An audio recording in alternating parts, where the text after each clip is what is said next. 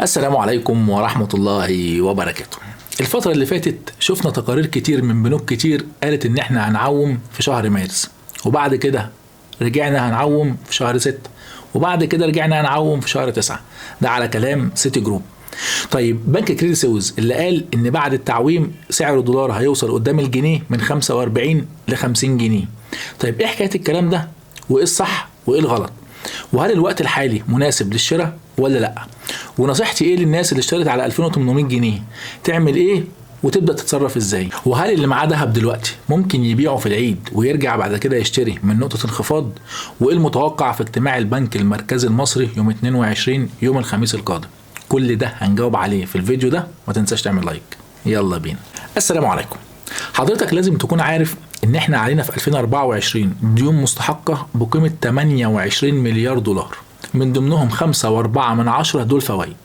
اما الاقساط الديون دي 22.5 مليار دولار، المفروض ان هم هيتسدوا 10.9 مليار دولار، ده في النص الاول.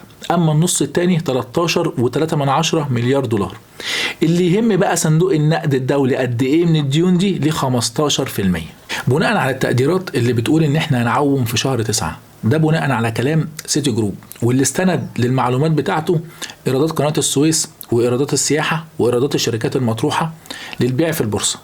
طيب النهاردة لو توفر دولار ودخل دولار في البنك وحضرتك معومتش، بناء على كلام برضو سيتي جروب الاسعار في الذهب هتهدى، لان دولار السوق السوداء هينزل، لان توفر دولار في البنك.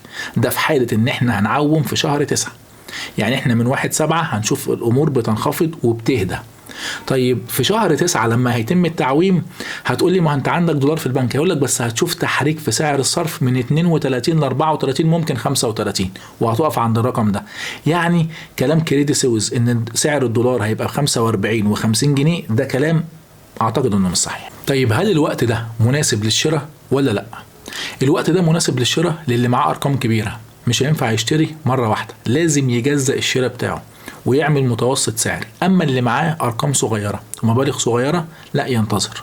خلينا متفقين ان الصورة واضحة عالميا ان الاتجاه كله ناحية انخفاض، وفي مصر احنا شايفين التقارير اللي طالعة الفترة دي والتصريحات بتقول ان احنا رايحين ناحية هدوء وناحية استقرار. طيب الناس اللي اشترت ذهب على 2800 جنيه لعيار 21، نصيحتي ليهم ايه؟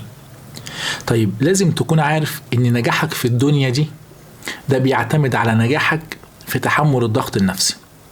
وقلت في الحلقة اللي فاتت ان الذهب احسن من الورق، وقلت ان احنا معانا الاصل احسن من الفلوس، وقلت الناس ما تفكرش ان هي تبيع بخسارة، لا نصبر نشوف الدنيا رايحة لحد فين. وهقول لحضرتك كلمتين مهمين جدا. زمان كان الأوضاع الاقتصادية والمحلية والعالمية كان فيها استقرار، ومحدش كان ممكن يقول ان احنا يجي علينا كورونا وبعد كده نقعد في البيت ونرجع ننزل تاني بعد ما الحياة كانت واقفة. اللي معاه أصل في الوقت ده ما كانش حامل همه، لأنه كان محافظ على فلوسه مع ان الدنيا كانت بتقفل. فالنهاردة حضرتك اشتريت، واللي ما اشتراش برضه معرض للمخاطر. حضرتك اشتريت لو حصل اي حاجة فانت معاك ذهبك وهيزيد مرة واحدة، واللي ما اشتراش هو معرض برضه للخطر، ان هو لو الدنيا قامت غليت مرة واحدة هو ما لحقش يشتري وهيشتري برضه على الغالي. فاللي عايز اقوله لك ان المفروض ان اللي معاه ذهب دلوقتي يفكر بدل المرة مليون مرة قبل ما يبيع بخسارة. الذهب ذهب في اي وقت وفي اي مكان. وعايز حضرتك تكون عارف برضه معلومة مهمة. الدولة الفترة اللي فاتت كان من مصلحتها ان هي تلم الفلوس مش في شهادات، لمتها في الذهب، وفعلا ناس كتير انساقت ورا الموضوع ده، وعشان كده اتحبست فلوسها دلوقتي. بس الحكومة دلوقتي مش بتبص محليا، بتبص عالميا، ان هي عايزة تجيب الدولارات اللي اتسربت بره، حتى لو هتجيبها على صورة ذهب مش على صورة دولار، لان بره حتى لو السوق السوداء النهاردة في الدولار ب 38 و 38 ونص، فهي بره لو هتلمه هيجي النهاردة يبيع الذهب اللي معاه هيبيعه على سعر 41 جنيه. فهو بره شايف ان انا فرق عن اللي هنا 3 جنيه، بس الدولة هدفها ايه؟ ان هي تجيب الدولارات اللي اتسربت بره حتى لو على صورة ذهب. طيب هل ممكن على العيد ابيع وارجع اشتري تاني من نقطة انخفاض؟ هقول لحضرتك ده قرارك لو انت عايز تعمل كده، بس ده لو كانت الارقام جابت الرقم اللي حضرتك اشتريت بيه وغطت المصنعية. عايز تعمل كده اعمل، ده قرارك. بس لو هتعمل كده برضو هلفت نظرك لحاجة مهمة، ان لو تم التعويم في شهر 9 وما تمش التعويم في اول 7 زي ما سيتي بنك قال، وتم ضخ سيولة دولارية في قلب البنك، ممكن تشوف عيار 21 ب 1700 1750 و 1800. ده صحيح.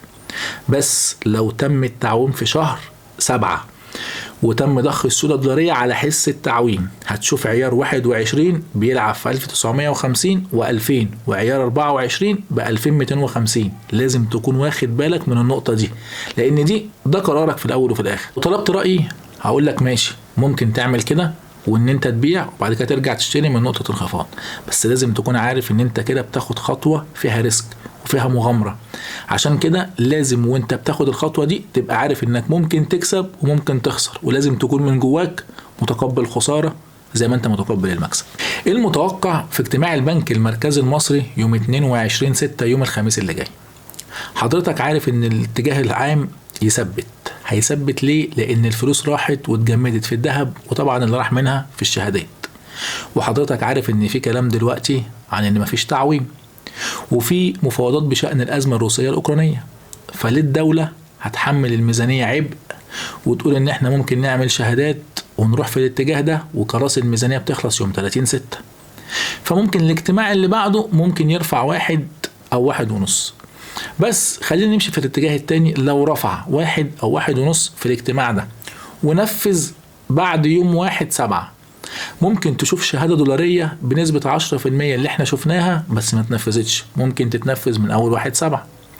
وممكن تشوف شهادة كبيرة مثلا 28% لمدة 3 سنين، وخاصة ان وزير المالية قال ان مصر قادرة ان هي تجيب عوائد دولارية من بره. كل ده مؤشر قوي على نزول الذهب. عامة في الأول وفي الآخر دي وجهة نظري، مش بلزم حد بيها. لو عجبك الفيديو ما تنساش تعمل اشتراك في القناة وتفعل زر الجرس عشان يجيلك كل جديد. وأي حد ليه استفسار أو تعليق سيبولي في الكومنتات وهرد عليك. سلام.